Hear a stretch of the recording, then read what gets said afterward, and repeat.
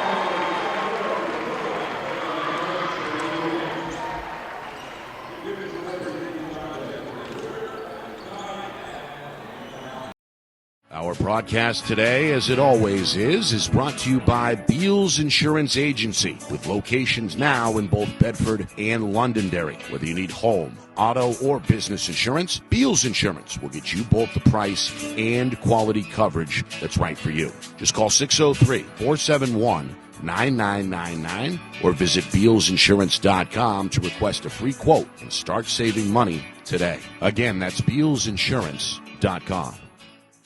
The New Hampshire Tomahawks promote the highest level of club lacrosse competition, not just in the state, but in the country. Looking to get recruited? Director Chris Cameron keeps an open dialogue with the nation's top college lacrosse coaches. Over 400 New Hampshire Tomahawks alumni have played at the college level, including the ACC, Big East, Big Ten, Ivy, NESCAC, NE10, and more. The New Hampshire Tomahawks coaching staff has over 100 coaches, including current high school, varsity, and college coaches. The Tomahawks offer training for players of all ages, clinics, camps, and leagues, along with spring, summer, and fall elite teams. So play with the best. The New Hampshire Tomahawks, showcase and development for college lacrosse. Visit NewHampshireTomahawks.com and girls.nhtomahawks.com. How can you reach your team's fundraising goals at no risk and no cost? MG Sports offers a variety of products to make your team's fundraiser a success. Their products include tickets and discount cards to hundreds of local businesses. MG Sports now has a digital platform where athletes can raise funds in the comfort and safety of their own home. So become another athletic program like Bedford, Goffstown, or Memorial that sets fundraising records every season. MG Sports, fundraising made easy. Visit mgsportsfundraising.com to start raising money for your team today.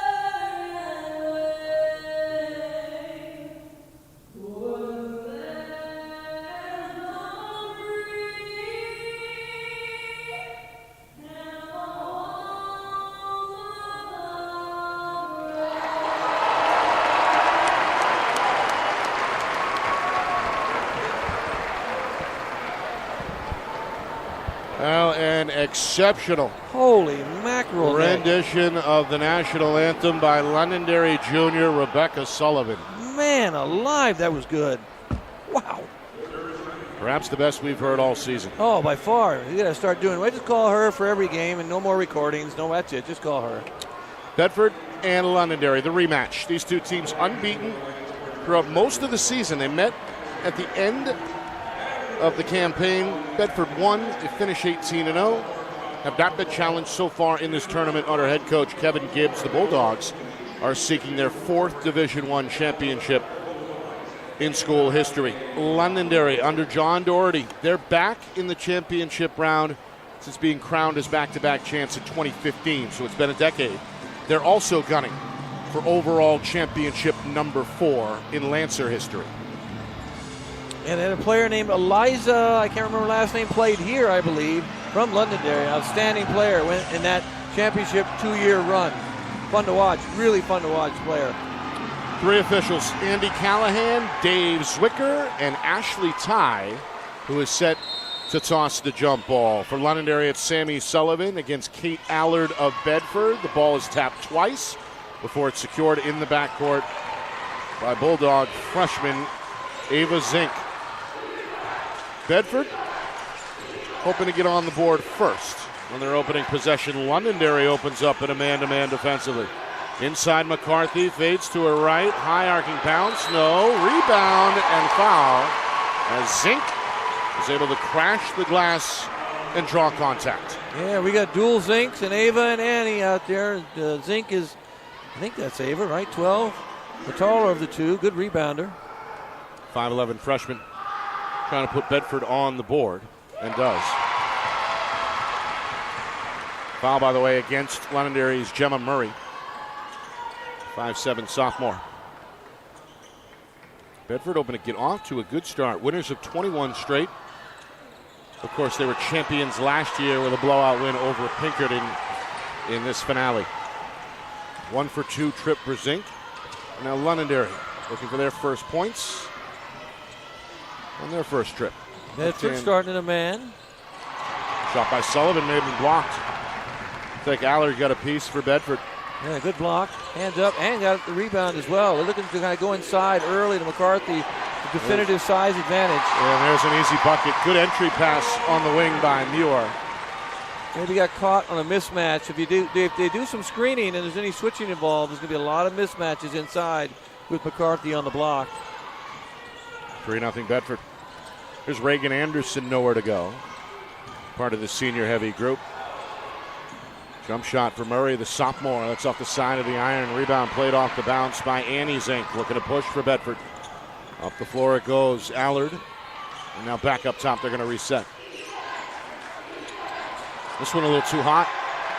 Flies off the right hand of Eva Zink. Bit of a rocket pass by, who's that, Muir, former Concord Christian standout. First turnover either way, 90 seconds in. Meanwhile, Coach Doherty kneeling down at the head of the Londonderry bench, hoping his team can get a good look here. Good screen up top. Really good screen by Sullivan. Another pick from Sullivan. Down the lane, foul called. And came down, got to keep it straight up, got her in the face. That's Brooke Ekrit, who hit the gas coming down the left side of the lane with the left-hand dribble. She certainly did. Took a quick shot. Hand, I think, came down, got her in the face really quick, but looked like the hands were going to stay up or up. That was a very quick foul to the face, I think. First on Eva Zink. Free throw left short by Ekrit, 5'7" junior. Have to see if free throws play an important part. We're 1 for 2 on one side and see what we get here, but a little blood perhaps from the nose. Ekrit being sent back to the Lancer sideline. She did grab her face. Yeah, a little blood, maybe lip or nose. Kind of grabbed at that when she got hit, so get a quick timeout. But took a shot to the face on that. Didn't look like much, but you could tell she kind of wriggled her nose around a la Bewitched. And the officials saw it. There may be a spot on the floor as well. So we've got a break in the action here. Less than 2 minutes in. Bedford with a 3-0 lead. Yeah, they get a full timeout called on them, an injury timeout, so they have to lose a timeout in this case. Might as well use it if you're Coach Doherty. He's going to gather his group and have a quick word here. Meanwhile, folks continuing to steadily stream into the gymnasium. It's not quite full, but getting close. And here at Lundholm, they hold close to 5,000 folks. So a big crowd expected and a big crowd starting to form here. Oh, absolutely. For this D1 championship. Just a few minutes ago, you looked up and there were some open seats. Now there's not very many open seats at all. They just have flowed in behind us while we started the game. Yeah, and that's as anticipated. Both of these schools known for their fan bases. They travel well, always with a lively and engaged student section. We saw a good crowd earlier today as well for the girls D2 championship. That was won by Milford for the first time since 1979. The Spartans are the champs. It was hard fought. The Milford team able to break away in the final minutes and put Oyster River away. They did. By a final of 43-36. Yes, press was outstanding. Defensively, they were good all night. They created, 18, 19 turnovers, and just overall, they played a really good game. Very physical game on both sides. A lot of girls on the floor and fouls, but it was a really fun game to watch. Very entertaining in terms of fandom. It was fun game to watch. Free throw on the way. After the long delay, a miss for Ekrit, who goes 0 for 2, and a rebound for McCarthy. It's a crossover. Now down the lane, Zink able to step through. Off balance attempt with the right hand won't go, and now it's Murray the other way for the Lancers. Londonderry able to get on the board. Instead, they turn it over for the first time. Pass tip taken away. Now Muir going to hit the gas down the lane, draws a foul on the wrist. Reagan Anderson, the senior, went for the block, got a piece of the arm instead, and now Muir heading to the line for the Bulldogs. We're seeing some really speedy players up and down, just like you said, changing gears and all, just get to the basket quickly. Reckless abandon, just getting after it. Playing with tempo, Coach Gibbs talked about that with us off air. He did. Said this group a little smaller perhaps than last year's team that won the whole thing, but they've got a lot of speed at the guard spots. Yeah, they like to get down, push the ball down the floor quickly and try and get easy baskets on those fast break plays. We call early offense. You want to get it as quickly as you can on a missed shot, and that time down the turnover. You turn your back and try and make a pass. Foot drag. Travel. Back-to-back giveaways by Londonderry. Those passes, when you turn your back, turn around like that, are really hard to make because somebody usually steps right in front. So turnovers could be an issue. We've got to keep an eye on that in this early man for Londonderry as well. It's a 5-0 Bedford lead. 2.5 gone by. The Lancer fans chanting defense. Londonderry in a man-to-man. Two-man game here on the wing. Hand off to Muir, trying to split defenders and a painful-looking collision. Yep, another blocking foul. Wasn't there. The bodies collide. Muir and Anderson hit the deck. That may be Anderson's second. I think it might be. Number 5. Yep, that's her second foul. You're right. I might have to give her a break. Yep, early break for Anderson. Junior Brooke Wilson going to take her spot in the Londonderry lineup. It's the first sub for either team. 3 team fouls also against Londonderry, less than 3 minutes in. Yeah, next one more to give, and then there's free throw time. Again, McCarthy has advantage inside in the post. There's a drive by Allard. She's knocked down. And another blocking foul coming against the Lancers. There's a lot of LeBron arms today from the coaching staff and the players. That's a foul. That was a definitive foul. Got in the way of her, impeded her progress with the body and pushed her off her line. That is, you can't do that. Coach Doherty not happy. It's a good call. Really good call. Allard misses the first free throw. 6'2 senior, big part of the program the last few years, as we know. Used to the big stage here for Bedford. Of course, this is the 5th straight championship appearance for Bedford. Champs last year, as we mentioned, did it in 21 as well. Were runners-up. Man, 5th in straight. 22 and 23 when they fell to BG. Allard goes 1 for 2. And this one tipped. Muir trying to track it down for Bedford, but it stays with Brooke Ekret of Londonderry, who's going to draw a foul here. That's Murray, who's knocked to the ground. Yep, McCarthy got her, a body foul. Another full-speed collision as this game has gotten off to a physical start here in Durham. Now McCarthy just moved over to her left a little bit, didn't quite get there. She was trying to help, so defensively did the right thing. Just didn't get there on time to get the charge. So Murray's going to get her name in the scorer's book early. The 5'7 sophomore puts Londonderry on the board. Yeah, they need to get on the board, 6-1. A couple more baskets, might need a timeout, although they've already taken one that they had to take. They take one here. Take a point here, I should say. 6-2. There's a skip pass. Muir open on the weak side. The 3 rattles in and out. And then an over-the-back foul is coming, I believe, against Zink.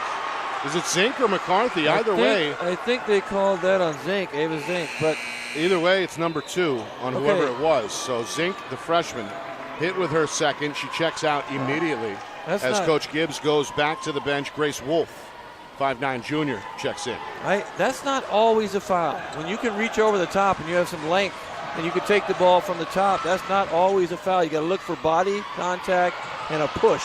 Sullivan follows her own miss with another short attempt. That won't go either. And Muir now the other way.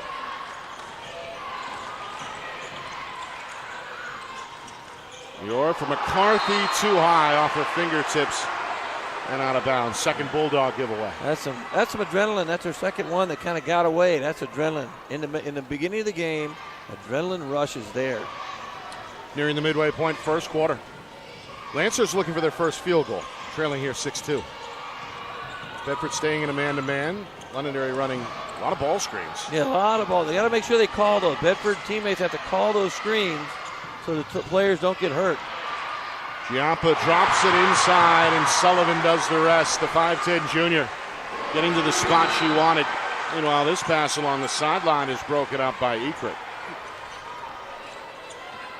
Well, the defense is really flying around. We expected that intensity this afternoon.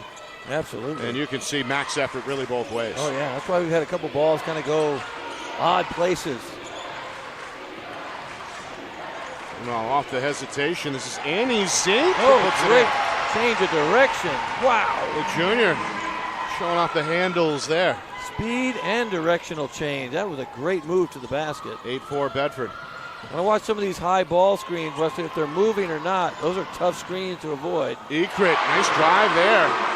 Put it on the deck with the left, shot it with the right. Good floater. I don't think people realize how tough a shot that is. First two for the junior. Londonderry starting to get into a little rhythm. Allard is going to keep Bedford in a rhythm. Strong take there. First field goal for the senior. Yeah, if I'm Bedford, I'm going to Allard and McCarthy into paint best I can and go inside out. Let them do their thing. They have a definitive size advantage overall. 3 minutes to go, first quarter. Ekrit, tough shot there, and a foul on the weak side as Sullivan is knocked down. That's going to be McCarthy's second foul, I do believe. 20? No, not McCarthy. On Allard, I think. Dawn Allard, that's her first. Both teams now up against the limit. 4 team fouls each.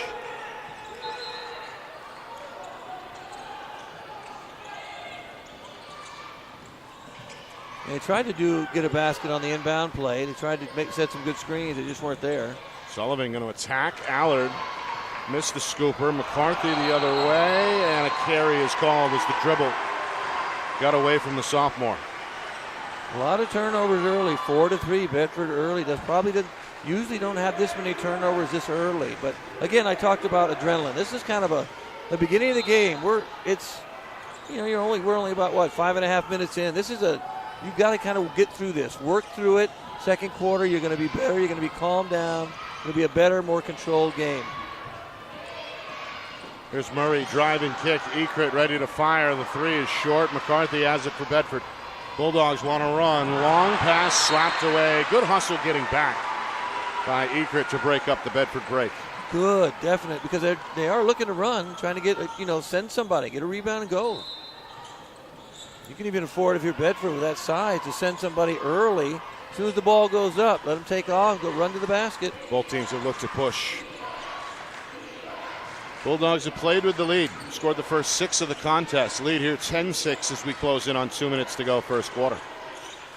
The number 1 seed, undefeated during the regular season. Londonderry right behind them with just 1 defeat.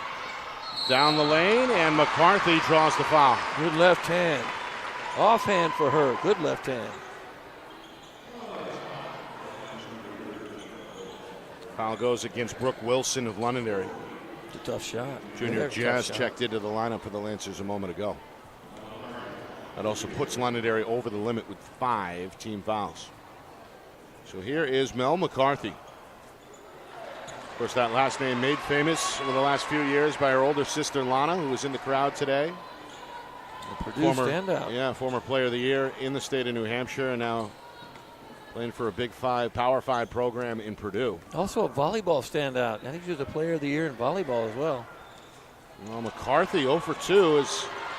It looked like it was going down, but the rim betrays her. Murray comes the other way for Londonderry. Lancers trying to make it a 1-possession game, and you're right, Bedford's pressure on the ball has been impressive. Really good. Really, it's really tough to make a move to the basket or, get a dribble. Her hands are everywhere. Extra pass, 3-pointer in the hole. They kind of lost her. Brooke Ekrit left open from up top. Knocks down the first 3-pointer for her team. She's got 5 points. Meanwhile, in a crowd is Muir, who somehow got that shot off. Great bounce pass. That was a beautiful bounce pass. If you're watching the game, that bounce pass is what made that shot.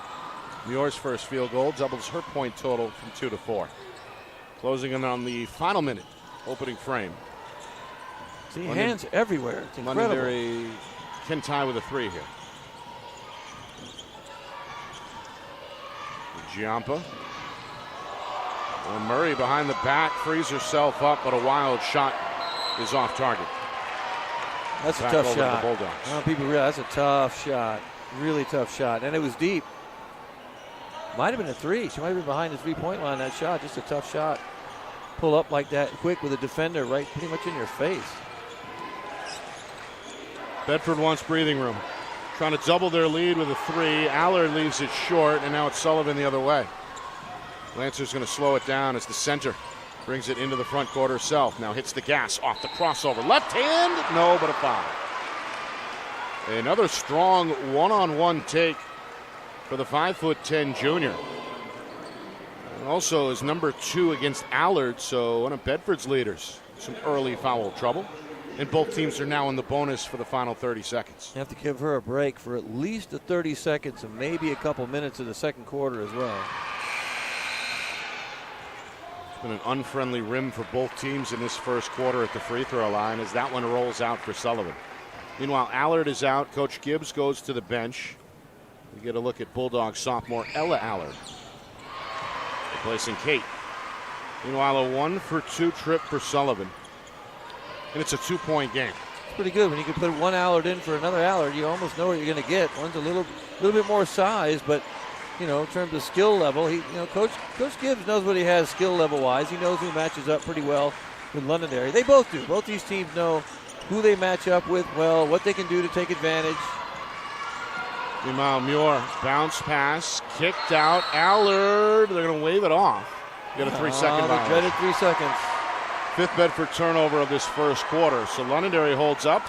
And now the Lancers will have to go the length of the floor here with less than 5 seconds. They want to get the final shot off. Not even going to try. Yep. No effort here from Murray, and that will do it for the first quarter. Yeah, 5 Bulldogs, seconds. top seed with a 12-10 lead over Londonderry. More action from Durham in just a moment. You're watching the 2025 NHIAA Girls Basketball Division I State Championship game. Right here on Friday Night Lights, New Hampshire. We're broadcasting in conjunction with the NHIAA Network.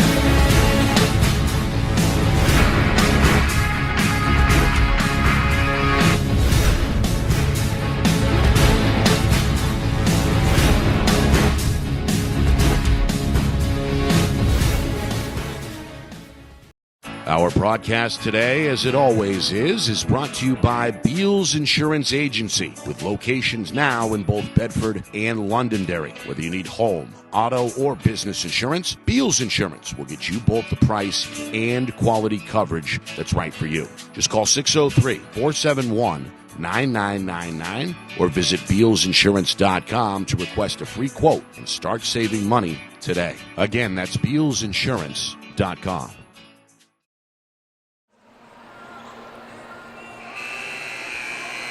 Start of the second quarter here at the Lundholm Gymnasium. Nick Anastas, Justin Gorham with you. Bedford off to a good start. The undefeated Bulldogs, the top seed, leading their longtime rivals Londonderry 12-10. Bulldogs looking for their third state championship in the last 5 years. Londonderry hoping for their first in a decade. Yeah, it's impressive how good these programs are. And programs usually run in cycles, but Bedford has been good for so long. The previous coach before Kevin Gibbs did a really good job winning games and finding players, and now Gibbs has taken over and just the program's gotten even better. Londonderry too, formerly just great, and then a little lapse, and now bang, they're back in business as well. This thing has been tight throughout. Bedford scored the first 6 points. Londonderry's been on the comeback trail since. And Bedford on their first trip going to put their star freshman back in the game, and she delivers. Eva Zink caught a couple of early fouls in that first quarter, but back in the lineup and back on the attack. Yeah, being able to use both hands. You see that going to the basket, jumping off the correct leg. That's it. You just know you can't really force her one way or another. If you can go to her left and she's right-handed, what do you do with that? Really, what do you do? Well, good defensive effort by Muir. Almost took it away from Murray. And then Murray's pass ends up in the Bedford bench for the fourth Londonderry turnover of this first half. I don't know. The motor on Muir right now, and And Annie Zink, the motor is just, it runs on high in 5th gear the whole time they're playing. Stuck on automatic. It's unbelievable, the effort, and defensively, I wouldn't be able to stand up. This one knocked away in the post. Good defensive effort by Mia Giampa. And we got Allard back in as well with 2 fouls. Yep. So we have Allard with 2 fouls. We have Eva Zink, with 2 fouls. So that's a bold maneuver by Coach Gibbs to get those ladies in with a couple fouls, confident that they won't get their third. Show some trust in his players. Meanwhile, Bedford showing patience. Here is Eva Zink. Puts it on the deck. Now Annie Zink fades to her left and knocks down a long 2. Second field goal for the junior. Shot off the dribble. I'm going at Allard. If you're Londonderry, you go at Allard, make her get that third foul and have her sit down. Good hand in the passing lane. Slaps it into the backcourt. Sullivan retrieves for Londonderry. Well, the Bulldogs have made their living on the defensive end of the floor, not just tonight, but all season. Making it tough on Sullivan here. Triple teamed in the paint. And it's Muir to the rescue for the rebound. Long pass up for Allard. What a pass. A gorgeous, lengthy feed. Pass. And that's got the Bedford fan base fired up. Timeout, Londonderry. Largest lead on the board for the Bulldogs at 18-10. And they did, on that last possession, they did exactly what they want. They had a rebound outlet pass layup. That's what they want to do, early offense. And again, like I said, they're so good at defensive rebounding, and with their size, you can have 4 rebound and send 1. As soon as the shot goes up, right, you just release and say, run to the basket, we'll throw you the ball. So they probably practice outlet passes, and because those aren't easy passes to make. We know the brand, I think, of Bulldog basketball by now. It's get out and run. Yeah. Right? It's leak early and see if you can connect on some of those quote-unquote home run passes down the floor like we just saw that freed up Kate Allard. Yeah, and you will have turnovers when you do that. They have 5 early, but because you play that way, if you're a team that likes to run, you will turn the ball over more than a team that doesn't like to run. That's just the nature of that style of play. So now the onus is on Londonderry to respond. Game's largest lead on the board for Bedford 2 minutes into this second quarter. Drive and dump, blocked from behind. Recovered by the shooter Anderson. Around the horn it goes. Sullivan, three-point look too strong. Again, it's kept alive by Anderson. Senior hustling here. And then Giampa puts it home just in front of the three-point line. It's a long 2 in the first 2 for Mia Giampa. Good looking pull-up off the dribble as well. Bang. And a timely bucket for Londonderry. They needed that. They get it. It's a 2-possession game again. Allard from in close can't connect. Sullivan clears the deck for Londonderry, her 3rd rebound. The junior going to keep it herself into the front court as well, showing that versatility. Nearly 3 minutes in. Lancers looking to score on back-to-back possessions. Running the weave up top. In Bedford, sometimes they switch it, sometimes they don't. Depends upon the screen. You watch what they do. If they switch, they communicate. Meanwhile, Ekrit going to take a pause, now puts it on the deck, whips it to the corner. Murray fires a 3 and knocks it down. Gemma Murray, the sophomore, no hesitation. Not at all. 5 points in this first half. Londonderry has scored the last 5 and are back within 3. That's just catch and shoot. That's what you're supposed to do. When you know you're a good shooter, you catch and shoot. Well, Muir lobs it inside. McCarthy couldn't quite handle it. And that's Muir's third. She has 3 turnovers, and they're all the same. They're all a little too high. A little too much juice, right? A little too much juice on those. But you can see what Bedford's trying to do, and that's get Mel McCarthy established inside. Absolutely, you have to. You have to look who's guarding her. So somebody smaller guarding her, you throw the ball inside, and you take advantage of that mismatch. Meanwhile, Londonderry has scored the last 5 points, hoping to stretch that run here as we hit the midway point second quarter. Got a chance to tie with a 3-ball. Trying to run a little flex offense a la Exeter, who runs the flex. Here's a catch and fire again. This one off target for Murray. Handled on the board by Allard. Lancer fans chanting defense. It's been a good back and forth with the crowd in this first half as well. Meanwhile, Allard trying to direct traffic. Says enough with this. I'm pulling the trigger and I'm knocking down the 3. Whoa, man. Allard now leading all scorers with 8. Bedford, just like that, doubles the lead again, 21-15. What a shot. Right in the, just said, I'm shooting this. In your face. I'm shooting it right in your face. You better block it. Meanwhile, Anderson behind the back goes up with the left and draws the foul against McCarthy. And that is number 2 or 3. Number 2. Yeah. 2. Okay. Yeah, I wasn't sure. For some reason, I thought she had so many fouls. You made me question myself. I questioned myself too because I thought she had 3 as well. I was like, wait a minute, no. Both teams have had to deal with a little bit of foul trouble in this first half. So McCarthy with her second, team's starting power forward. And of course, as we mentioned, Bedford freshman Eva Zink has 2 as well. Free throw, no good. An 0 for 2 trip there for Anderson and a 5th rebound for McCarthy. Now McCarthy up top, trying to free herself up with the dribble. As Muir to her left, 3-pointer is too strong. And tipped out of bounds by Londonderry. Apparently last touch by Sullivan. Yeah, at the fingertips. So Bedford will get a redo here. McCarthy will get a break. Coach Gibbs not going to mess around with just under 3 minutes to go. I wouldn't either. Take her out. You still got a 6-point lead. 5'6" freshman Juliet Laws into the game for the first time. So a little bit of a guard-heavy lineup right now on the floor for Bedford. Going to go 5 out. Laws going to attack. Finds a cutter. Can't quite catch it. That's Annie Zink. Turn back over to Londonderry. Ekrit. The handoff.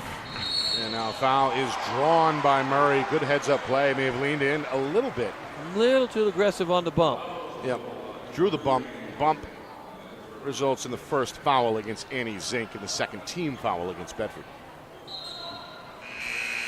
Yeah, defensively they're just so aggressive up top. The guards are so aggressive. Emerson Dodge into the game for the first time. Another freshman getting playing time. The 5'5" guard for Coach Doherty. Well-deserved break for Mia Giampa. Meanwhile, Lancers down 6 here. Trailed by as many as 8. They've trailed throughout this first half. Sullivan trying to shake off the pesky defender. Good effort by the freshman Ava Zink. Again, Sullivan looking to drive middle. Now pulled back out by Murray. Yeah, the help defense right now is so good. Every time they penetrate, there's always somebody there waiting. So you want to take your time. You keep the score down, you might have a better chance to win. 3 off target. Muir the other way. Up ahead, Zink spin move and then fouled. Oh, that's on Sullivan. Pretty good footwork on display there from the freshman. That's her second foul. Again, I keep thinking everybody has 3. I don't know why I keep thinking about it. That's number 2. Number 2 only on Sullivan. First team foul against Londonderry, but nonetheless 2. Something to watch for the final minute 59 against the Lancers center. Absolutely. You keep her in now for a minute 59, or do you give her a break so you don't get the 3rd foul now? Eva Zink knocks down the free throw. She's 2 of 3 at the line. 1 more for the right-handed freshman. Perfect. Bedford by 8. They match their high water mark from earlier. Londonderry again looking for a response. We're inside of 2 minutes to go until halftime. Coming up at halftime, stats, highlights, and analysis, plus a recap of the Division II championship game. All that coming up at the break. Offensive rebound, good effort by Dodge along the baseline to keep it alive. Now Sullivan spins to her left and draws a foul. A great move, good footwork, spin. Seen a lot right, of that. Spin to left. Great a lot footwork. of that for both teams. Yeah, they all have good footwork, especially the post players. Really good footwork. Yeah. Look at that. Both teams have been aggressive. We've seen a lot of dribble drives, really challenging the teeth of the defense, as we see there from Sullivan. Yeah, that was a good move. They got to make the free throws. 3 points, 3 rebounds unofficially for Sullivan in this first half. This one is too strong. 1 more coming. Bulldogs go to the bench. Wolf back onto the floor. Played briefly earlier. I think Allard has 3 fouls right now. I think we got that one right. I think she has 3 fouls, right? No, 2. I don't think anyone has 3. Eva Zink. I'm sorry, Eva Zink. I thought it was Eva Zink, but no, Zink is now out of the game with 2, and having a word with the Bedford coaching staff. Meanwhile, a 1 for 2 trip there for Sullivan. Londonderry is within 7. Bedford a chance to take their largest lead here. It won't happen on a lefty layup attempt by Laws. So now racing the other way comes Ekrit. ooh, coast to coast for Yes, Ekrit. sir. You better believe a good On the finish there. rebound. Wow. Ekrit doing her best to keep her team in at 7 points to lead Londonderry. And the Lancers are back within 5. Final minute, first half. Annie Zink down the lane, lost the ball. That's a tough one. Another turnover. 8 turnovers so far by my mathematical wizardry. Yep. Lancers have brought their A game defensively. You know what I In fact, see both here? teams have. When you watch them play, though, you really do see the familiarity they have with each other. We got a foul away from the basketball. An illegal screen, a moving screen of some sort. An offensive foul against Londonderry. A rare Londonderry turnover in the first half on that screen away from the ball. Moving screen against Emerson Dodge is her first. But they knew they seem like they really know what. It's hard to score right now. Everybody knows what the other person's doing, the other team is doing. We know the offense they run. We know how they play, what their strengths and weaknesses are. Lob inside, tough catch for Allard. Left it short. Sullivan out of a crowd clears the glass for Londonderry. 25 seconds. Coach Doherty may be thinking final shot here. I mean, look at the defensive pressure Muir puts on the ball handler. She can get a 5-second count. She may get a 5-second count at some point today. Down to 10 seconds to go in this first half. And a foul here as Murray turned the corner. A little bit of a hip check from the Bedford defender. It's going to go against Juliet Laws. Bedford did have a foul to give. Now they're up against the limit. Just inside of 8 seconds to go. Don't want to foul now. You don't want to put him at the free throw line, bail him out here for the last shot. You don't want to do that. Anderson finds a cutter. The shot is blocked. Wolf got a piece up the floor. Allard trying to beat the clock. You bet. Left hand finish for the senior. Just as time expires. Bedford going to end the first half with an exclamation point. 25-18. As they get that end-to-end bucket just in time to beat the buzzer. And there's that, again, there's the rebound, the leak out, and the kind of the pass up the floor for an easy layup. But that particular layup, though, in that case, was not a very easy one. That was one of the more difficult ones on the break that they've had so far. And they haven't had that many fast break opportunities, which is what they kind of live and die by. That's what they want. They want to run and to attack in early offense. And they, defensively, I'm impressed. Both these teams play really good defense. Effort-wise, and they're not fouling. They're not over-fouling. They're playing good defense. Occasionally there's a foul here and there, but they're just playing really well. We expected a championship effort in this championship round, and we are getting just that from both Londonderry and Bedford. A pleasure to watch through 16 minutes.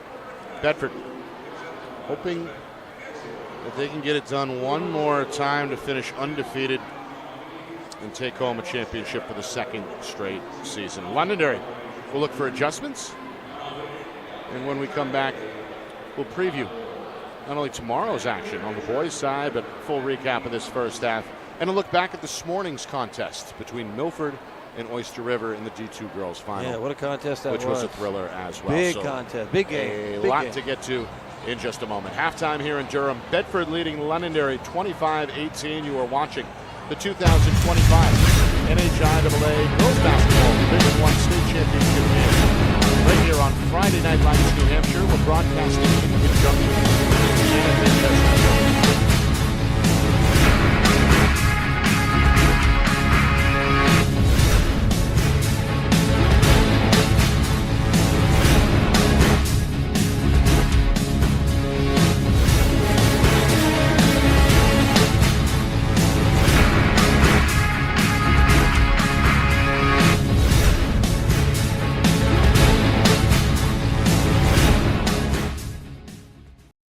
Our broadcast today, as it always is brought to you by Beals Insurance Agency, with locations now in both Bedford and Londonderry. Whether you need home, auto, or business insurance, Beals Insurance will get you both the price and quality coverage that's right for you. Just call 603-471-9999 or visit BealsInsurance.com to request a free quote and start saving money today. Again, that's BealsInsurance.com.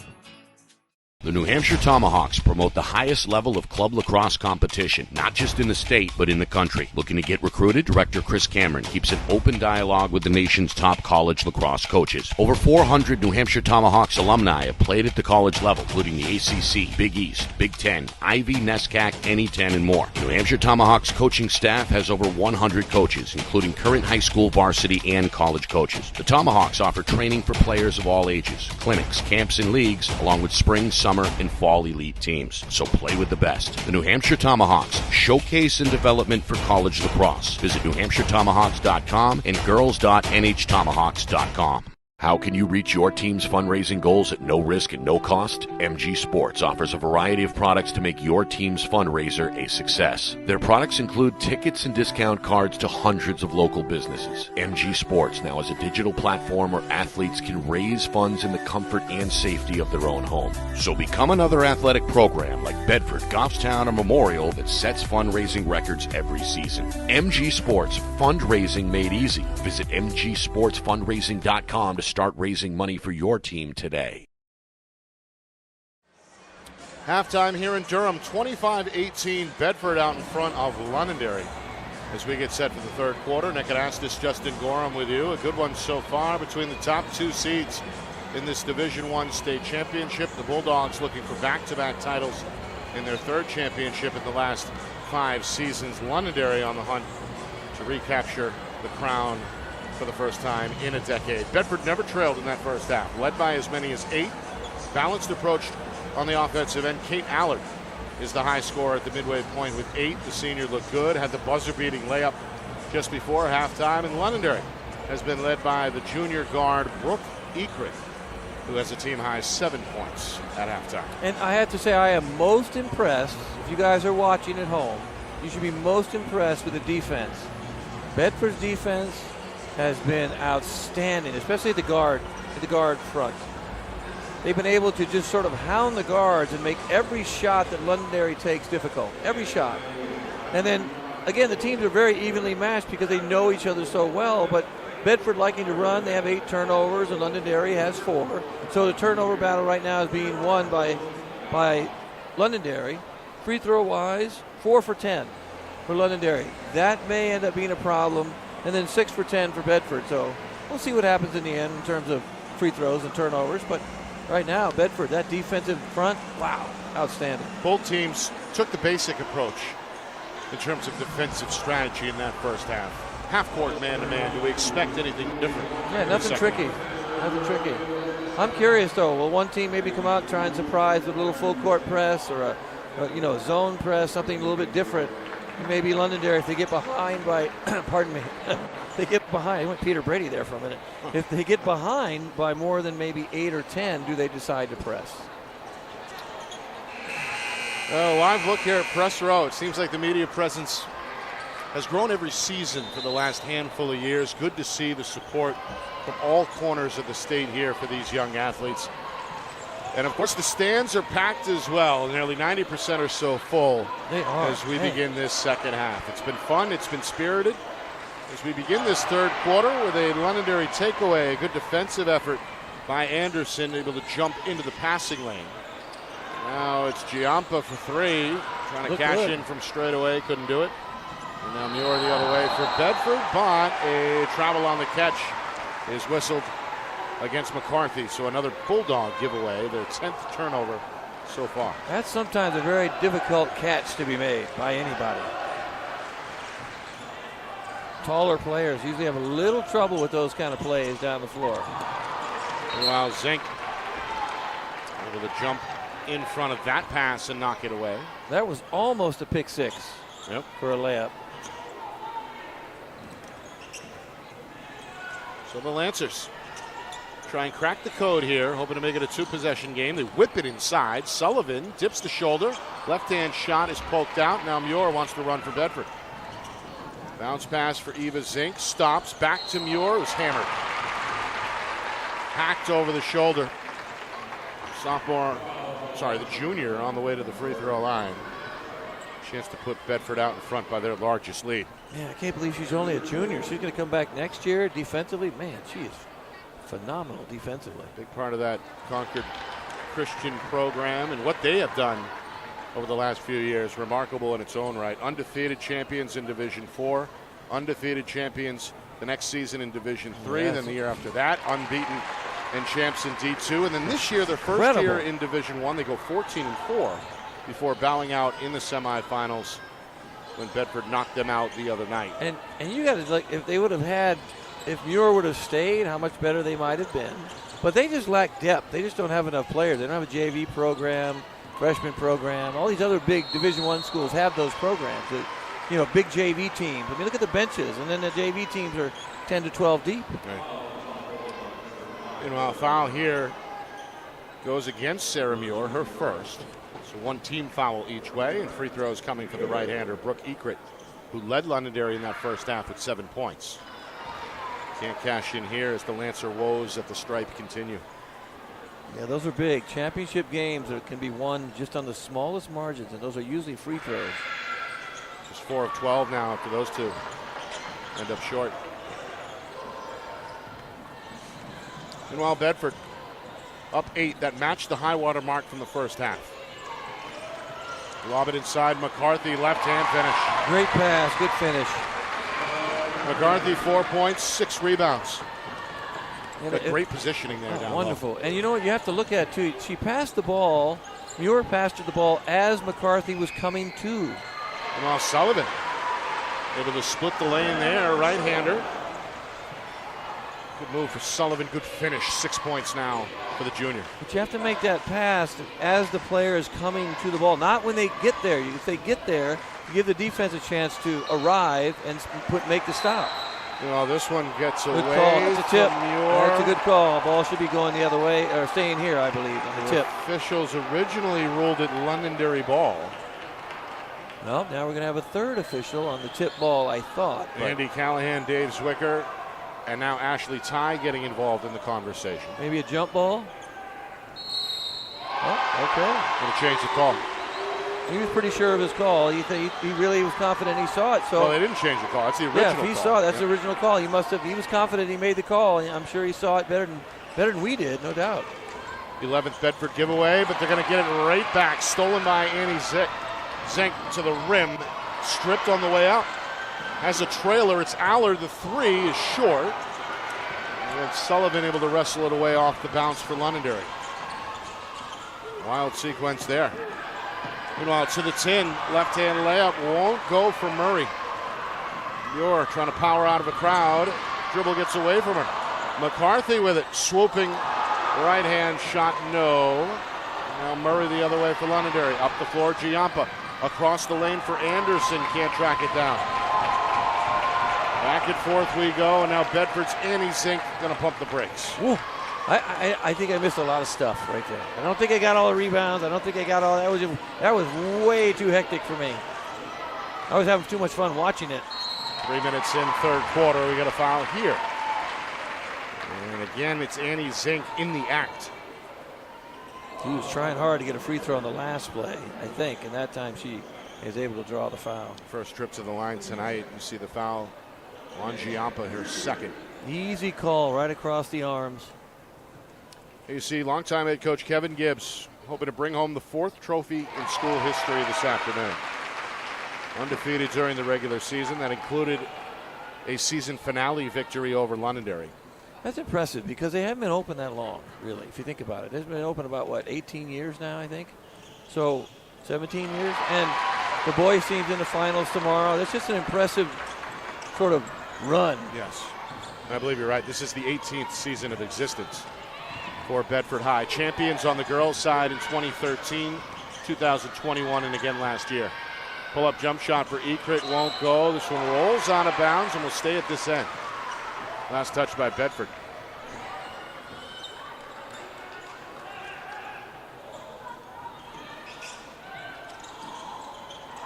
Well, Anderson, the inbounder, finds the cutter. It's Sullivan. Sullivan's been everywhere in terms of cutting to the basket. She's really worked hard to get open on those cuts. 4 of her 8 in this third quarter. Going to keep Londonderry in it. Another steal. Anderson up the floor. Murray crossover, left hand, can't bank it. And he's Zink the other way for Bedford. Both teams have looked to get out and run this afternoon, and they have. That kind of blistering pace is, if anything, accelerated so far through the first 4 minutes of the third quarter. Oh, yeah, this third quarter is way more frenetic than the first two were. High-low, inside, tough catch, McCarthy, fadeaway. Great touch. Her big sister in the crowd cheering her on, the former player of the year. All that was a good pass, entry pass, but a really great touch on that left-handed finish. Sophomore starting to come alive from a scoring perspective. A couple of buckets now, 6 points. Sullivan, a little leaner, couldn't go. Zink the board. Bedford again wants to run. Kate Allard, you bet. Transition, the name of the game for Coach Gibbs. His club up 12 for the first time, and now look out. Oh, wow. Well, she saw the ball. That was a great defensive play. Sullivan and Kate Allard tied up. I don't know about that. That was a good defensive play. Good denial. If you watch the deny. Here on a replay, watch the denial. That's number 3 against Allard. Offensive player comes back. Watch, comes back to the ball. She's just in deny. It's a great defensive play. Great defensive play. Don't punish the defender. It's like in football. Those poor guys playing defense just get punished with pass interference. That was a pass interference call. What that was. It's really good impactful defense for Bedford because Allard now has 3 fouls. Yeah. She's still on the floor. That's a huge. They have 2 players right now with 3 fouls, right? Allard and Zink. Ava Zink has three fouls as well. There's a drive by Sullivan. Trying to put her team on her shoulders. And you can see strong take there. 6 of her 10 in this third quarter. Londonderry still with work to do, down 10. 3 minutes to go. She's got to keep going at the players with 3 fouls. Just keep going at them. Ava Zink, drive and kick. 3 out of the corner for McCarthy is too strong. Offensive rebound, Annie Zink. Off the tip, it's Eva Zink back up top for Allard.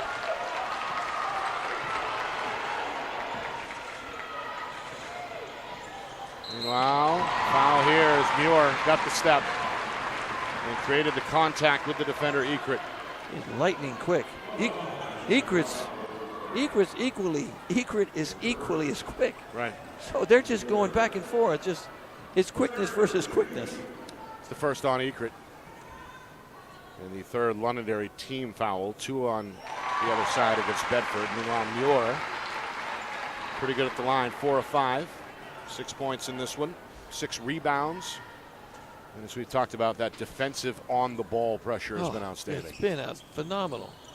This one is a back iron miss. Anderson has the rebound. Lancers have a player open down the floor. It's the freshman Dodge who goes up and under.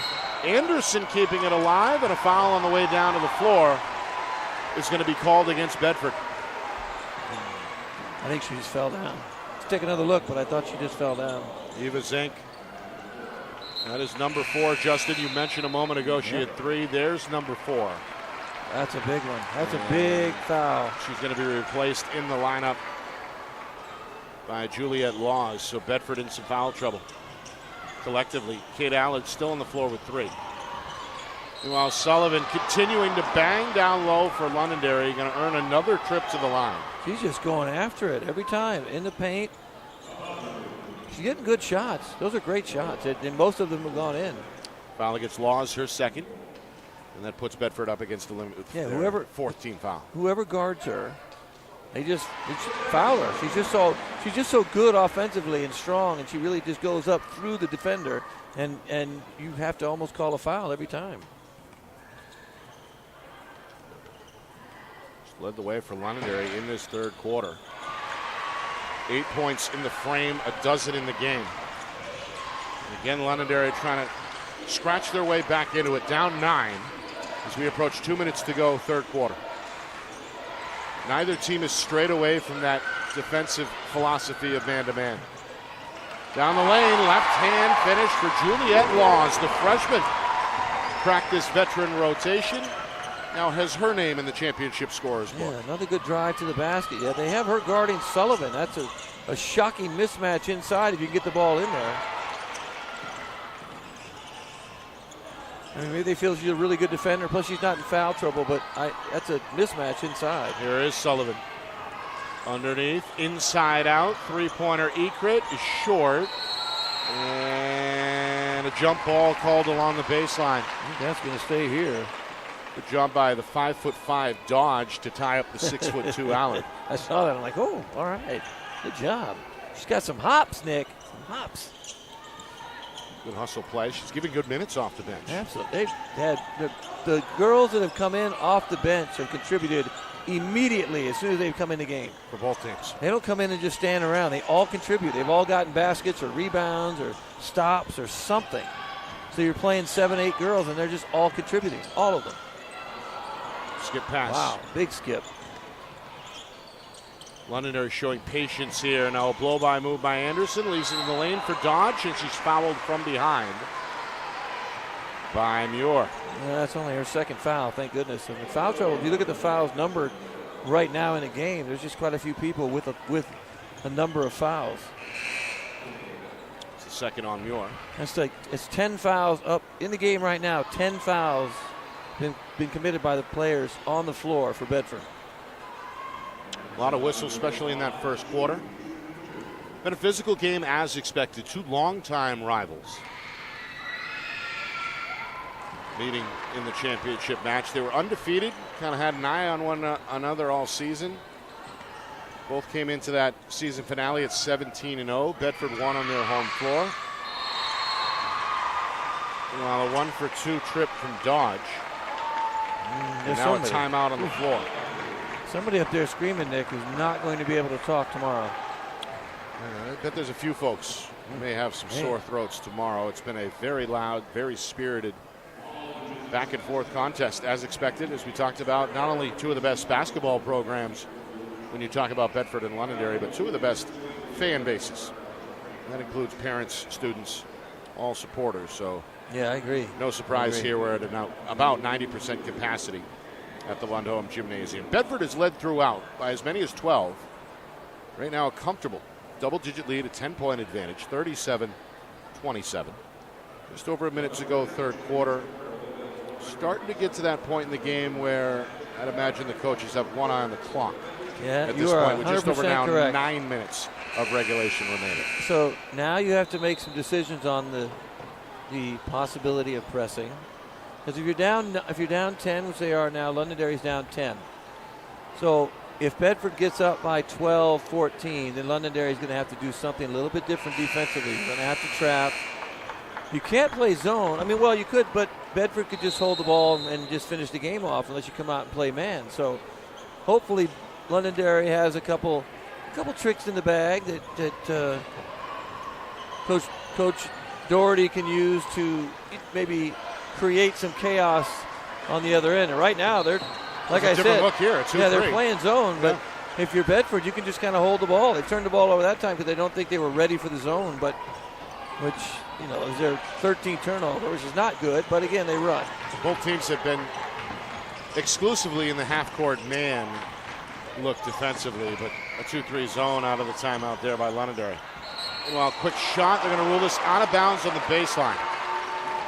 Back over to the Bulldogs. What happened there? Did I miss something? Was there a rebound or a turnover there that I missed? Good effort by Reagan Anderson, but her left foot was on the line. Okay. Final 30 seconds, third quarter. Bedford a chance to match their largest lead. Coach Gibbs on his feet, trying to direct the offense. Londonderry back at a 2-3. So then, yeah, if you're Bedford, just you don't have to engage. Just pull out, hold the ball, and make Londonderry come out and play you man. Now, Coach Gibbs is probably aware of this. I mean, it's not anything new. We don't have the shot clock. This is one of the benefits. Now, see, I'm not going to harp on the shot clock thing, but a benefit of the shot clock would be, in this case, Bedford can pull the ball out, hold the ball for the next 22.9 seconds and the next 8 minutes if Londonderry decides to go zone. And you don't have to play. You can just hold the ball. If we have the shot clock, you can't hold the ball. You have to engage. You have to attack. And you can only hold it for so long. Can I hold it for 25 seconds and then attack with 5? Sure. But I'm a little surprised that Londonderry would play zone now when that doesn't benefit them, right? You want to. What do you have? Unless they plan to trap, is Bedford going to keep playing and they're going to trap? Because you really don't have to play. So we'll also see how far the range of the guards at the top of the zone, right, to see exactly how aggressive this zone is going to look. They've been sagging, and they haven't been playing very far up. But let's just see if they decide. Right now they're at the free throw line, slightly above. So do they come out and try and trap? See, if I'm going to do that, I'm trapping the corners. So now they're back in a man now after the timeout. So all that is moot. Meanwhile, Annie Zink, there's the kick, Justin. Well, that's a real kick.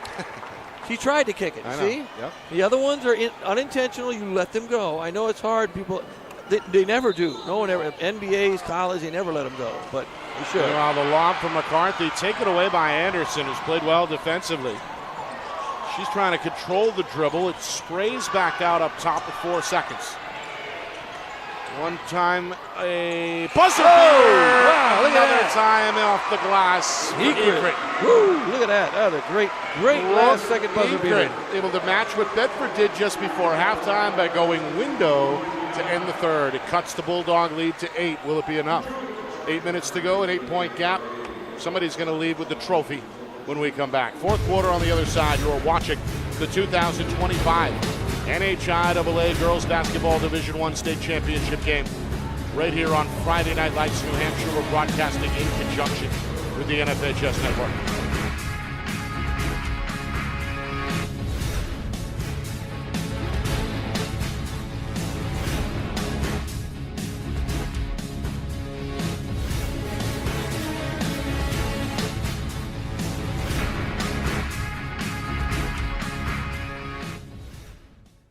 Our broadcast today, as it always is brought to you by Beals Insurance Agency, with locations now in both Bedford and Londonderry. Whether you need home, auto, or business insurance, Beals Insurance will get you both the price and quality coverage that's right for you. Just call 603-471-9999 or visit BealsInsurance.com to request a free quote and start saving money today. Again, that's BealsInsurance.com.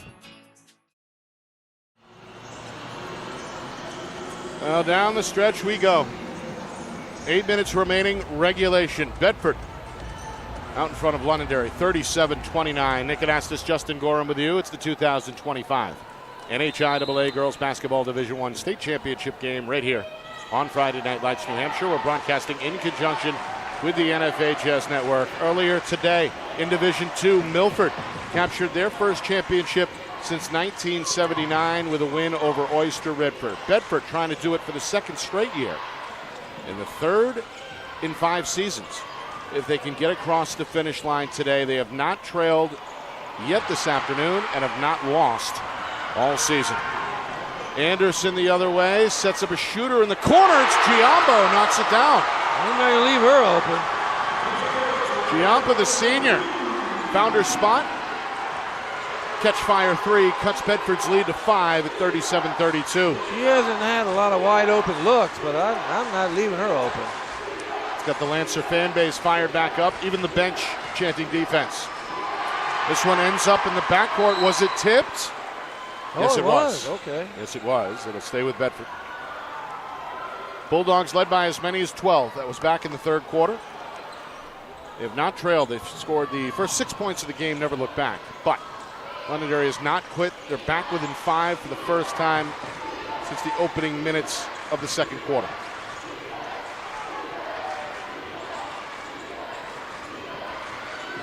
Lancers in a man-to-man.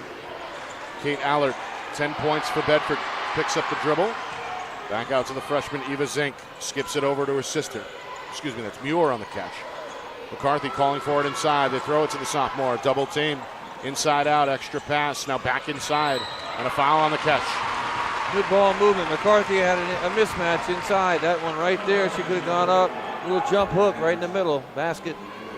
Easy basket inside. She would have just made one step. Good foul, really. Had a 5-inch advantage on the switch defender. That was Reagan Anderson who draws the foul. It's a good foul. First team foul either way, 90 seconds in. Annie Zink, three-pointer, up and in. Good look, really good look. Nobody there. Hesitated for a moment, but then let it fly. 8 points now for Zink. Yeah, she had a lot of time, too. Nobody was there to close out. Just the defender got lost. Meanwhile, Londonderry's leading scorer is going to add to her total with 2 more in the lane. Samantha Sullivan strong second half, 10 of her 14 since the break. I mean, she's been really dominant here in the second half offensively for Londonderry. She's been their main go-to. Lob inside McCarthy, no, and then hammered on the rebound. Rebound, missed that first one. Should get maybe a free throw. They say she was going back up. I'm not sure if they think she was going up for the second shot. They were. Okay, it looked like she got that in the rebound, but right? Did she shooting that? Maybe. Could have gone either way. She was definitely trying to gather herself. Yeah, definitely gathered, but I don't think she got the shooting motion off. This one no good. She's 0 for 3. Got to make free throws now. These fourth quarter, 5:51 to go. These are the most important times. Here going forward, you got to make free throws. Trying to make it a 3-possession difference. And will not. Back iron miss. Rebound for Murray. Londonderry comes away unscathed. Down 6.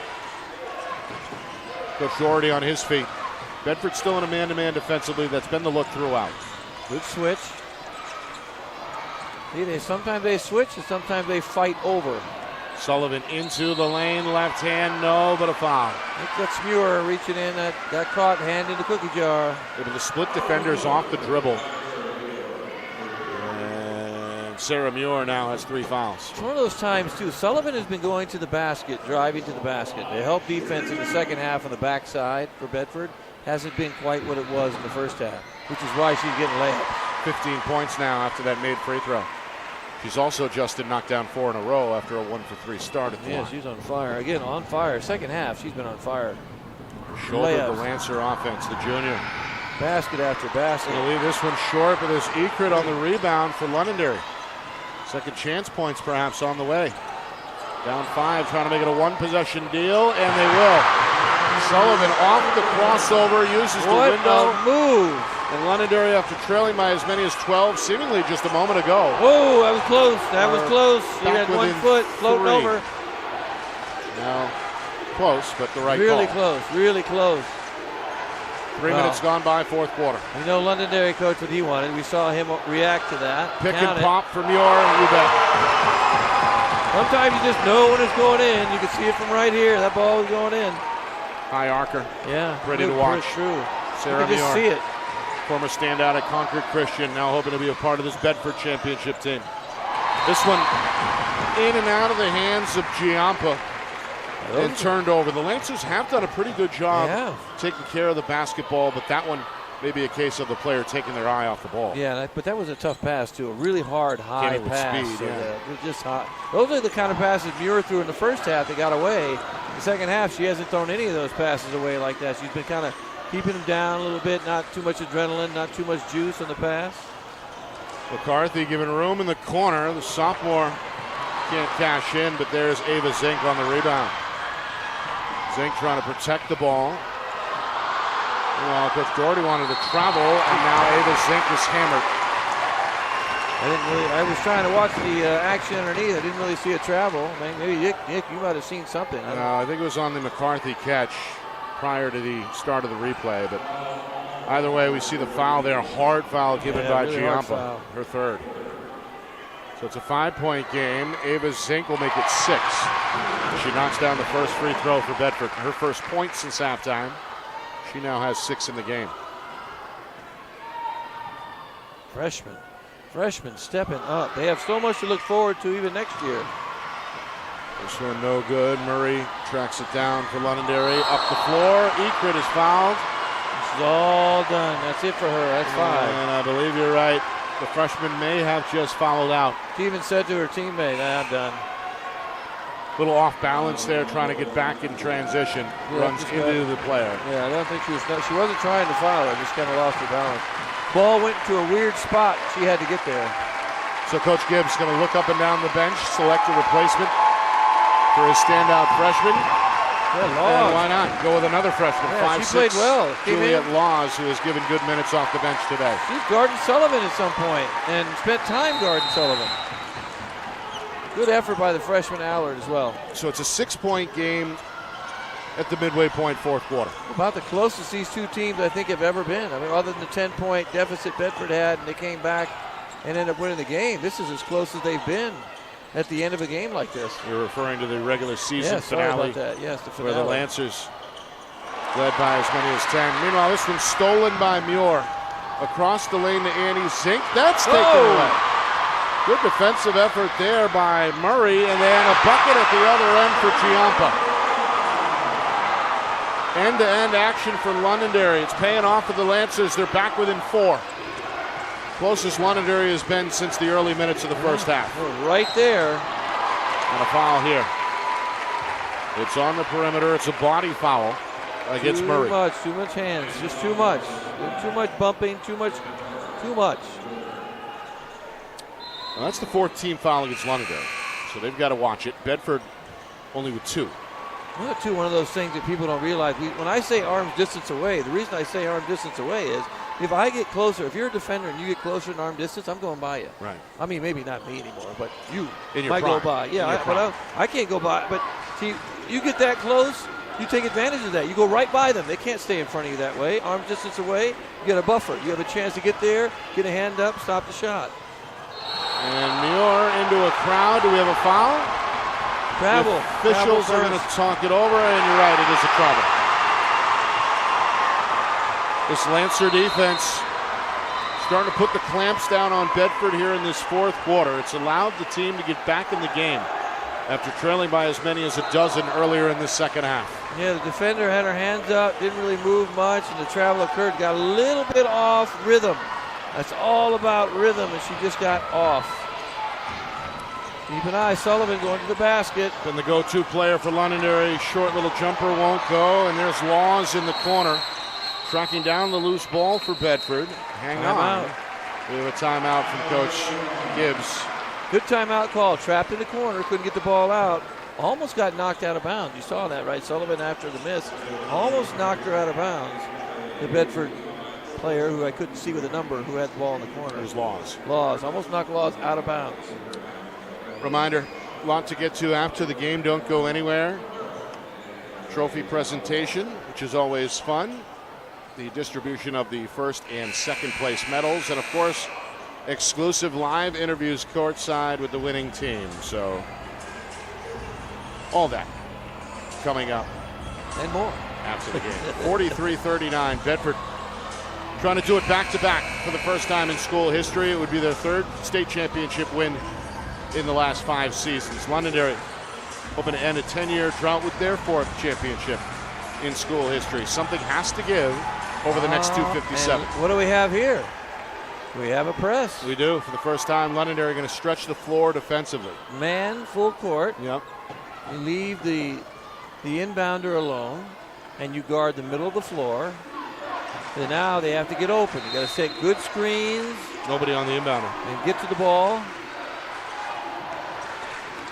Muir will bring it up into the front court. Her team up by 4. Annie Zink off the skip pass into the corner for Allard, who led the way in the first half. Yeah, Allard's got a height size advantage. You got to throw the ball back to her in the paint. Throw it back to her. Laws will whip it near side. Muir trying to direct traffic with the offhand. 2.5 to go, fourth quarter. Got to pass it. There we go. Almost got the 5-second violation. Drive and kick. McCarthy thought about it, puts it on the deck instead. Muir is open on the baseline, but can't cash in with the long 2. Weak side rebound for Ekrit. Londonderry on the comeback trail within 4. A chance to maybe slice this thing in half as we hit 2 minutes. It just feels like it's going to come down to the wire. Doesn't it just feel like that to you? They're just so closely matched right now. Ekrit off the dribble, can't cash in. Long rebound for Laws the other way for Bedford, and fouled as she comes into the front court. And that's free throw time. That'll put Londonderry over the limit, their 15th foul. So inside of 2 minutes. You can see the Bedford student section, 2 hour left. They're in black. That includes many members of the boys team. They'll compete tomorrow afternoon for a championship in their own right when they take on Keene at 4 o'clock Eastern. That's a good thing. That should be like that. They should be here. Free throw good. The lefty Juliet Laws. Scoreless in the first half, 3-point sense. I'm a little surprised that Bedford cheerleaders aren't here. The Londonderry cheerleaders are here. I'm a little surprised at that. That should be kind of a thing. They should have to be here. It's part of your responsibility if you're a cheerleader. I'm not sure what the schedule looks like for them. Right? Free throw is good. Laws goes 2 for 2. There's your 2 big free throws. Yeah, those are 2 of the biggest we've had all day. Giampa hit one from that spot a moment ago. Can't connect from three-point land out of the corner, and this one belongs to Bedford. And who's in there? Laws is inside, rebounding, boxing out, doing her best, and undersized, and still managed to get that ball knocked out of bounds by Londonderry. Listed at just 5'6" is Juliet Laws. I mean, she's just tough. Meanwhile, off the inbound, Annie Zink looking for room, races into the front court with the left-hand dribble, hoping to avoid a second defender, and draws a foul. Another blocking foul, free throws again. Now, see, that's a battle of the free throws. But Bedford has the advantage now because they still have 3 fouls or 2 fouls to give. 2 fouls to give before they're in the bonus. Londonderry's in the bonus, so Bedford advantage right now. Free throw line. Yep, with 97 seconds to go. 6-point lead, hoping to make it a 3-possession game with a make, and she will. Annie Zink, the junior. A nice floor game today. Doing a little bit of everything. Good leadership. 9 points now, a chance to get into double figures. She has been the Bedford floor leader, the floor general today. Just bringing the ball up, not turning the ball over too much, running the offense, telling teammates what to do. Well, Sullivan is tied up by Laws, and a jump ball is called. And Laws again, Nick. We've talked about her multiple times. The freshman with an ear-to-ear grin after forcing the whistle there. And that, you know what that just means? The next jump ball belongs to Bedford, so you did your job again. Londonderry will keep it at this end. Final minute 25. Off the screen, Giampa, the shooter, is open, left it short. McCarthy grabs the rebound, and a foul is called in the backcourt. McCarthy working on a double-double, 6 points, 8 rebounds. Draws a foul and is going to walk to the other end of the floor to shoot 2. Now, she's 0 for 4 so far, so she's got to concentrate, bend her knees, and make these free throws. Give them a 9-point lead if she can make both these free throws. A 9-point lead with 121 is a good, solid lead. Meanwhile, Reagan Anderson just fouled out. One of Londonderry's better defender and rebounders, getting a hug at the end of the bench. She's replaced by Emerson Dodge, the freshman. Meanwhile, the free throw for McCarthy is no good. Tough day at the line today. Usually a very good free throw shooter, but 0 for 5. Right now, it's just a little too, needs a little more arc, a little more knee bend. Trying to make it an 8-point game, and gets a friendly roll. Good rotation. Good touch. Good spin on the ball. 8-point game. Londonderry going to race down Murray. A little bit out of control. Poked out of her hands and will stay with the Lancers. Yep. Everybody wanted to foul because you see somebody sort of flail, but it's a little bit out of control offensively. Inside, Sullivan trying to get a shot off despite the double team, and does draw a foul. Oh, that's against Allard. Yep, that's number 4. She had a good defensive position, had her hands up. Remember, Allard caught her third early in the third quarter. That's right. Able to avoid that fourth whistle until now. With a minute 12 to go, fourth quarter. Meanwhile, Sullivan, win or lose, she can leave the gym with her head held high. Oh, absolutely. She's been outstanding. Really now with 18 points to lead all scorers, one more free throw on the way. This one rolls off the iron. Allard the rebound. Bedford has it up 7 as we head towards the final minute of regulation. Annie Zink into the front court. Coach Gibbs calling for some ball movement, or at least not a turnover. They'll draw a foul, which works as well, as the junior Annie Zink heading to the free throw line. Meanwhile, some fans starting to head to the exits here in Durham. I wouldn't go that far yet, Justin. Still I wouldn't either. A little early. 60 seconds to go, 7-point game. A little early to leave, I think. Meanwhile, for Londonderry, Gemma Murray replaced after that last foul. Brooke Wilson, who played sparingly in that first half, into the game for Londonderry. Meanwhile, Annie Zink misses the free throw, one more on the way. 7 points is not insurmountable at this point. You make a couple threes or a 3 and a 2, you're right back in the game. That's right there. Second one's good. 1 for 2 trip for Annie Zink. 8-point game inside of a minute. Coach Doherty trying to direct traffic. Sullivan off the crossover, left hand down the lane, off balance. No, but a foul. He just goes at it. Oh, wow. Tried to bank it there, off balance. Got knocked pretty good as she went into the paint. She is not going to be denied today. That's it for Sarah Allard. The end of a brilliant career for the Bedford senior. I'm hoping she plays somewhere else after this. I'd like to find out. She's a good player. Going to wind up today with 10 points and 4 rebounds. At about battle foul trouble most of the game. But nonetheless, a chance to go out as a 3-time champ if her team can hold on. Yeah, she good player. Hopefully she continues her career somewhere else. No, I'm sorry. These seniors were not at Bedford High in 21. My math was off. They won it in 21 as 8th graders. Is when the varsity won Bedford's 2021 champs. These seniors would have been in 8th grade that year. That's right. But obviously Allard a big part of the team's success last season and this season. Well, I remember her coming up big last year in that final game. She was the best player in the floor last year. Meanwhile, after the Sullivan make, we have an immediate timeout. A 6-point game now. At 48-42, 49 seconds, a 2-possession difference. And again, we imagine some kind of a full court press coming out of the timeout will be thrown at Bedford here from Londonderry. And, you have to do that. Maybe you decide you want to foul early, or if you don't, you have to go for a steal. So you just tell your players, go for a steal. So you're trying to reach, hit the ball out, go for a steal, deny the inbound pass, and then when the ball gets inbound, you look around. They should know by now, as much as they play together, who the good free throw shooters are and who they're not, so they kind of know who to foul. So that's who you want to get the ball, for those who don't shoot free throws very well. Reminder coming up after the game, exclusive courtside interviews with players and coaches, plus the live presentation of the trophy ceremony. Coach Gibbs hoping to bring home the bacon for a second straight year. His club 49 seconds away, but still work to do. 2-possession difference in a 6-point game. Bure, the inbounder, can roam the baseline, fires a bounce pass into Annie Zink, puts it on the deck, it's loose, and now a jump ball is called. Bedford. It will stay with Bedford, you're right, but a good diving effort there by Sullivan to tie her up. And that's what we're talking about. You got to get a steal, find a way to get. Now they get the ball back if there's another jump ball. That's a great play. This one long, too strong, take it away off the tip. Ekrit with the steal. It's Bedford's 17th turnover tonight.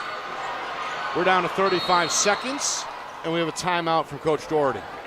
And I thought if I'm looking to get a 3, I'm trying to get Giampa open. I'm trying to say Sullivan go to the basket, get an and 1-3, old school 3-point play, and all of a sudden we have a 3-point game. I don't know why people left. That's disappointing. Don't walk out early. What are you thinking? No. This isn't Los Angeles.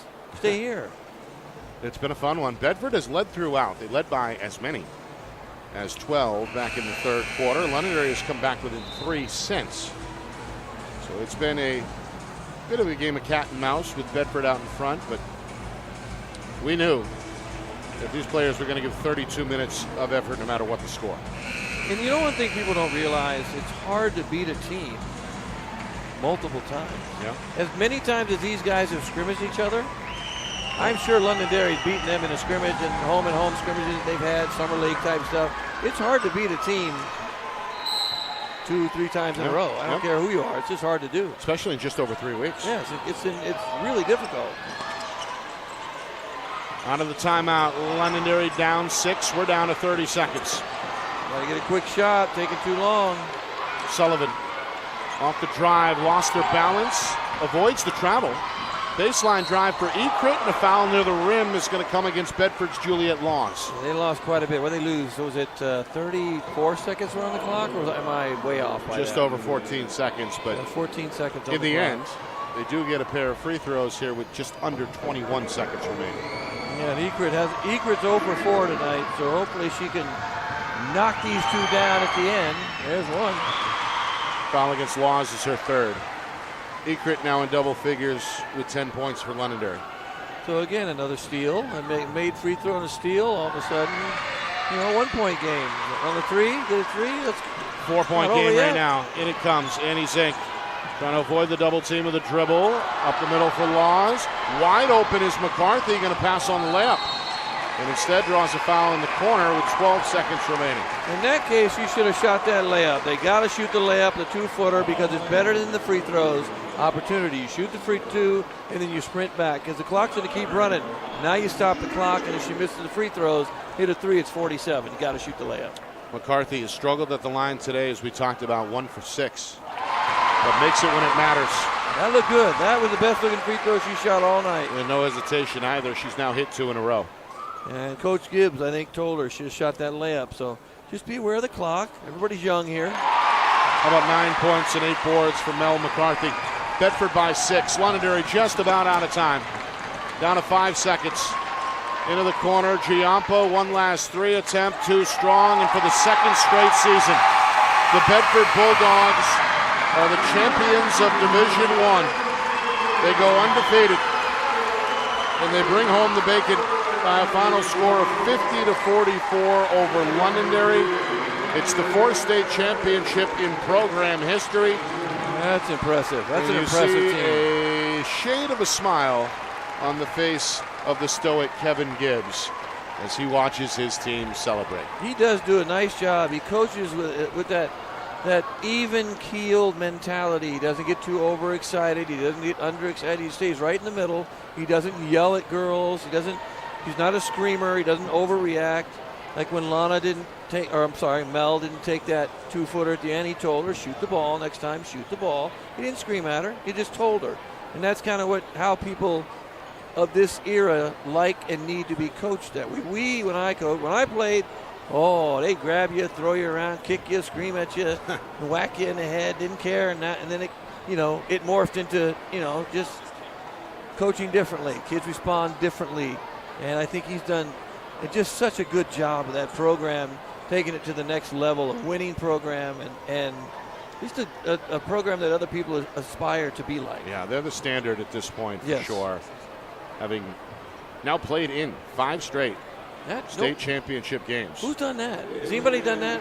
You could probably go back maybe years and years ago, but you would know better than I would do because you grew up here. Anybody done 5 in a row? There's some comparable stretches, but I'd have to take a look back to make sure. But either way, they win it in 21. They finish as runners-up against 2 hard-fought games against BG in 22 and 23. They get it done last year over Pinkerton in blowout fashion, and then today a wire-to-wire victory over Londonderry, led by as many as 12. They win by 6, 50-44. Well, that was a very fun game to watch, well-played game. A lot of turnovers. I'm sure Coach Gibbs isn't going to be thrilled with the turnovers. I might jibe him a little bit because it's fun. When you're the champ, you can jibe a guy whose team gave up 16 turnovers, 17 turnovers, and that'll be fun as a coach to go, hey, how'd you overcome those 17 turnovers? How'd you do that? Pretty good against a Londonderry defense as talented as the Lancers were. Let's not forget the season they put together, their first really successful season in some time. They go 19-1 on their way to this tournament. They go, really no problem. Put up 73 in a blowout win over South in the first round. They lost 1 game. That's a great year. Took care of business against Salem in the quarters and then beat a stubborn Wyndham team convincingly by 15 in the semis. It's just Bedford, the only team they couldn't get past, as the Bulldogs handed them their lone loss in the regular season and defeat them today on the big stage. Well, here's one thing you have to say, though. Nobody got past them. Exactly. So that's the one team they couldn't get past because no one could get past them. So I guess we should take a listen here just to see what's happening. Well, there's Coach Gibbs. He's going to hold up the trophy. That'll be the 4th of its kind in the Bedford Trophy case. Of course, the boys are trying to add another piece of hardware tomorrow when they take on Keene in the final, but that's neither here nor there. And you know what's going to happen tomorrow. We'll talk about it tomorrow, but Keene And they have something to prove as well. It's been a long time since they've been in a championship game as well. 1992, they were runners-up. Have not been back in that spot since. And, of course, Sanborn and Pembroke in the D2 final promises to be a good one as well. So we are, I think, set for another fantastic doubleheader, championship doubleheader on the boys' side tomorrow afternoon, beginning at noon. I'm going to have to do some deep digging on Sanborn. I need to know more about them. I think they weren't really supposed to be here, and Sanborn yet. They looked good the other night. They look good. They look well coached. One of those cases, too, where who plays well at the end of the season, right? Sanborn playing well. You don't know what's going to happen now. Meanwhile, the Bedford team have got their gold medals around their necks. Out there with the NHIAA's Dave Rozemek. Set for another photo opportunity here. Special moment for these girls, as we talked about. A number of seniors are going to be moving on. Karina Camineni is going to graduate this June. Kate Allard, who we talked about. But Justin, basically the rest either will be or potentially could be coming back next year for Coach Gibbs. They're loaded, and if you're a player, I know this isn't, we don't have a transfer portal, but if you're a player who plays somewhere else and you want to go to a program that wins and your family can move and relocate, why wouldn't you want to go there when you have a chance to win every single year that you play, if that's what you're about? There they are for the second straight season. Are they the Lady Bulldogs or are they just the Bulldogs? What are they? They're champions. They are indeed champs. I was waiting for you to jump on that one. We're going to bring in Coach Gibbs in just a moment. As soon as he's done with the fanfare over there, we're hoping to speak with a player as well. No? No Coach Gibbs? Well, there you go. We're okay then. Guess we're not going to get a coach today. Are we going to get a player today, you think? It doesn't look good I'm either. not sure whose call that is. I don't know. I guess we'll just leave it at that. But you know what we can do? We can say, hey, great win, good for them, and we'll just prepare to move on to tomorrow. Unless we get somebody over. I don't know what else to do. We'll see what happens. Final numbers here, as we talked about. Annie Zink in double figures with 10. Senior Kate Allen in double figures with 10, both for Bedford. And then you get 9 from McCarthy to go with 8 rebounds and 8 from Sarah Muir to go with 7 rebounds. So let's not forget the freshman Ava Zink chipped in with 6 points before fouling out. So there's a balanced effort, Justin, from your starting 5. They all score at least 6, which, as you know, can go a long way in terms of balance. Oh, absolutely. Absolutely. And it's so much to look forward to next year. Can't go on the other side, too. Sullivan was so good in the second half. She finishes with a game high, I think. Maybe I'm wrong. 20 points and 6 rebounds. Sullivan? Yeah, I had 19, but I may be off there. Either way, definitely the high scorer for either team. It was fantastic to watch her attack, get to the rim. They couldn't stop her. In the end, they couldn't stop her. They had to hope for a double. They had to get a lot of help and basically bailed her out, or bailed themselves out with a foul. So they couldn't stop her in the end. Well, other numbers, Brooke Ekrick as well. The junior had 11 in double figures for Londonderry. Yes. She was outstanding defensively as well. I mean, the game was so close. You can go down the line with both teams, and just every player that came in contributed something from somewhere. All right, I think Coach Gibbs may or may not be preoccupied. We're getting mixed signals here. Yeah, I think that might be it. I think that may be He's it. out. He's going to head to the far side, but congratulations if you watch the view. If you watch the broadcast, Coach, congratulations. Yeah. Good job. Great job as usual. Bedford a wire-to-wire winner here, 50-44, and that is going to conclude our broadcast here today. Very successful, and it doesn't happen on its own. A lot of people to thank, including Mike Murphy and his staff here at the University of New Hampshire. It's become an annual partnership that we value and look forward to doing again tomorrow. And, of course, all the folks over at the NHIAA, including Director Jeff Collins. Pleasure to work with him and his staff as well. And on the broadcasting front, the collaboration between Friday Night Lights New Hampshire and the NFHS Network continues tomorrow as well. As the NFHS Network and NFHSnetwork.com, the only place you can watch the live championship events this season. I want to thank our crew at Friday Night Lights, New Hampshire. John Barron here bright and early, banging down doors this morning in an effort to get in and get us set up. Appreciate that. And now Coach Gibbs, if he wants, can jump on with us. Coach? Give you 30 seconds.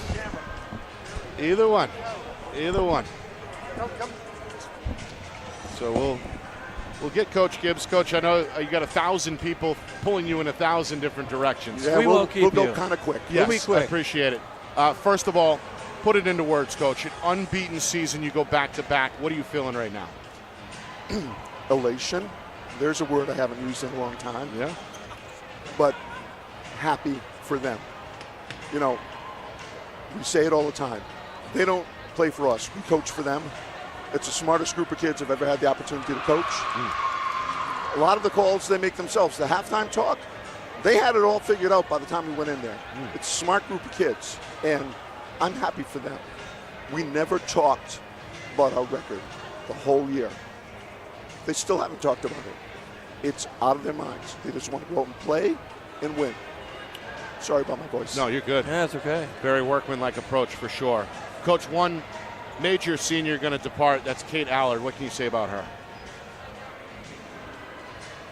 She stepped up and became the next heart and soul of our team.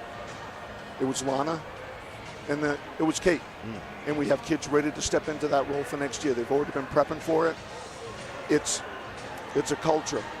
We aren't rebuilding, we just reload. We have some great kids in the program. There's some great kids coming up. It's a blessing to be a part of this. And Kate's been fantastic, and she's left her legacy.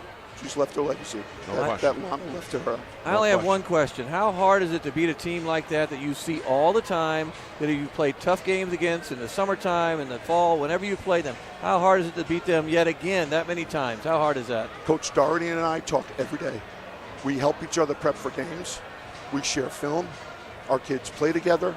We do open runs in the summer together. Our kids, a lot of them play AAU together. We respect each other. We also know that the other one is, if we play them 10 times, one team will win 6, the other one will win 4. Right. It might be 5 and 5. Right. They're an awesome team. And as I'm going to say it, the 2 best teams made it here this year. And I think they I'm did. excited that we made it and that we won it, but I'm excited for them. They'll be back. We want to be back, but they'll be back too. Coach, I know beginning tomorrow morning you're going to start prepping for next year, but what are you going to do tonight to celebrate them all? I like that. Take some cough drops, some throat lozenges, and I'm going to be right back here tomorrow calling the BCTV game for the boys. Nice. Oh, that's fun. Good for you. And as far as next season, already started prepping, man. Yeah. I figured. I'm way down the road. Coach, Thank you both so very much. Congratulations. Thank you, guys. Thank you. Thanks. Kevin Gibbs, the head coach of the state champion Bedford Bulldogs, the 2-time defending state champions after a 50-44 win. All right, for our crew at Friday Night Lights, New Hampshire, John Barron, Matt Beals working OT. We'll be joined by Ian Maluski tomorrow for a 3-camera shoot. And, of course, the whole thing orchestrated flawlessly by the man behind the curtain, the wizard of replay, our director, Ben Beals, back in the Beals Insurance Studio. For executive producer, Steve Beals, my partner, Justin Gorham, my name is Nick Anastas, saying so long. Final score, final time, Bedford 50, Londonderry 44. This has been a presentation of the 2025 NHIAA Girls Basketball Division I State Championship game. Right here on Friday Night Lights, New Hampshire, broadcasted in conjunction with the NFHS Network.